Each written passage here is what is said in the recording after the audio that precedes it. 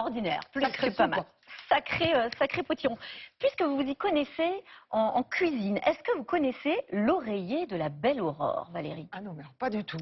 Eh bien, regardez, c'est un plat légendaire de la gastronomie française. Son secret réside dans la superposition des aliments. Il renaît aujourd'hui grâce à quelques artisans passionnés, au point d'avoir désormais son propre concours en France. 21 candidats se sont affrontés hier. Étienne Prigent, Marjorie Nadal et Baptiste Lègle ont rencontré l'un d'entre eux dans la région Rhône-Alpes. Un oreiller qui à coup sûr fait bien dormir.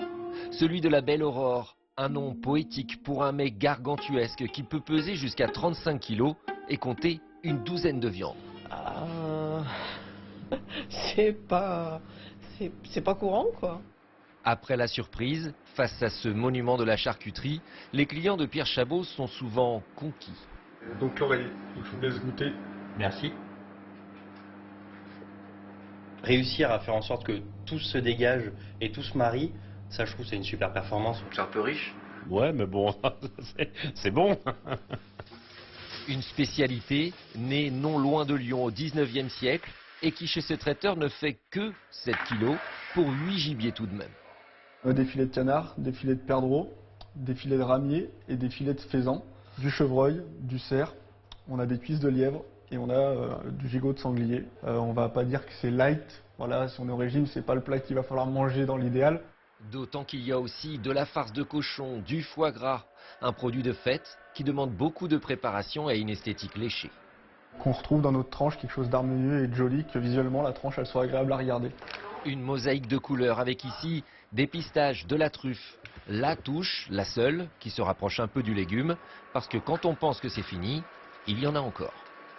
Donc un peu de vert, c'est bien. Voilà, pour la conscience. L'oreiller de la Belle Aurore a retrouvé ses lettres de noblesse. Longtemps délaissé parce que trop riche, trop gras, il a été allégé, un peu, et surtout modernisé. Il a même désormais son championnat de France avec 21 candidats pour cette première édition. Candidat 8.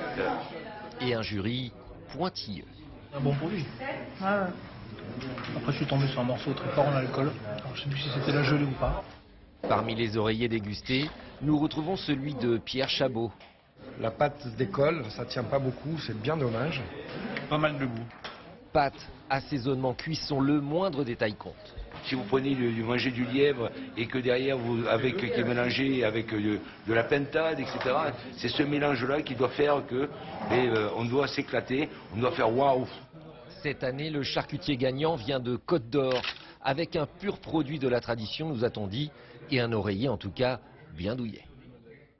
À ne surtout pas confondre donc avec